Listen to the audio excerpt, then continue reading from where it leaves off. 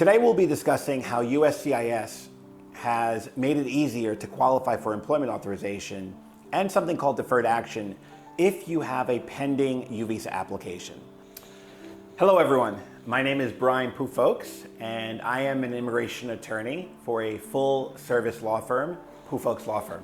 Thank you very much for tuning in to my new YouTube channel where I will be answering important questions regarding immigration law as well as providing updates and information on various immigration law topics.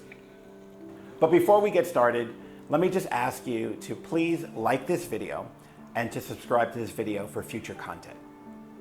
So let's get started.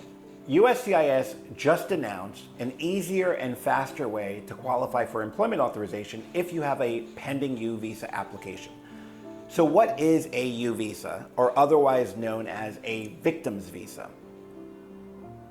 You may qualify for a U visa if you've been a victim of a serious crime in the United States, such as domestic violence and many other crimes that qualify, and you report that crime to the proper law enforcement agency. Even if you were a victim many years ago, you can still qualify for a U visa if you reported the crime to law enforcement and you were helpful to the police or law enforcement agents in the investigation and prosecution of that crime. So how does USCIS know that you're being helpful in the investigation and or prosecution of a crime? Well, you have to get a certification from a proper law enforcement certifying agency that you're in fact being helpful in the investigation and or prosecution of that crime. If you were the direct victim of that crime, you can apply as the principal applicant. However, if you are the principal applicant, your qualifying family members can also apply. A qualifying family member can be your spouse, it can be any children under 21 years of age, and if you, the principal applicant, are under 21 years of age, then your siblings and your parents can also apply as qualifying family members. Now, if you have a U visa application pending, what is this new, faster and easier way of qualifying for employment authorization? Well, let's start by mentioning what was the way before this new process was implemented. Before, most applicants would have to wait for their U visa to be decided and approved before qualifying for employment authorization, which could take up to 5 years and in many instances longer than 5 years. Under this new process, you can immediately qualify for employment authorization if you complete 4 primary steps, and we're going to go over those 4 primary steps right now. 1, you need to have filed a U visa application. 2, you need to have included a properly filed law enforcement certification that you were helpful or are being helpful in the investigation or prosecution of a crime. 3, the principal applicant has to include a statement which includes what happened and how this person has been impacted by the crime and how this person is being helpful in the investigation and or prosecution of the crime.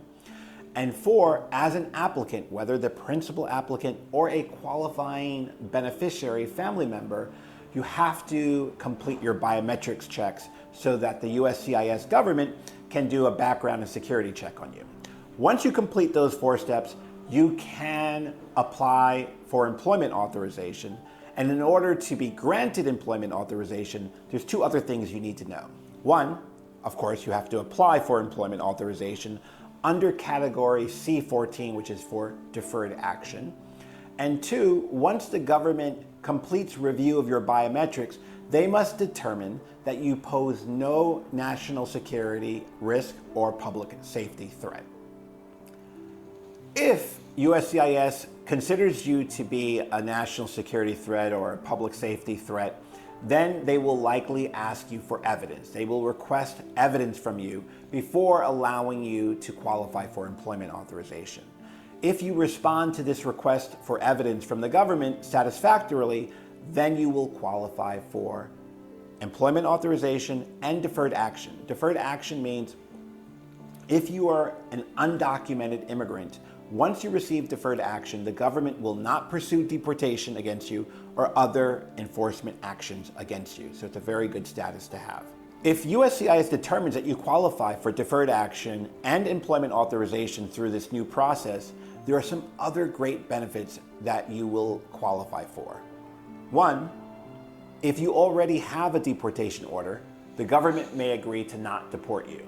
Two, if you're in deportation proceedings, the government may agree to put your case on hold while USCIS is deciding your U visa application. Three, if you have a prior deportation order, the government may agree to reopen those old deportation proceedings, giving you a shot at legal status in the United States.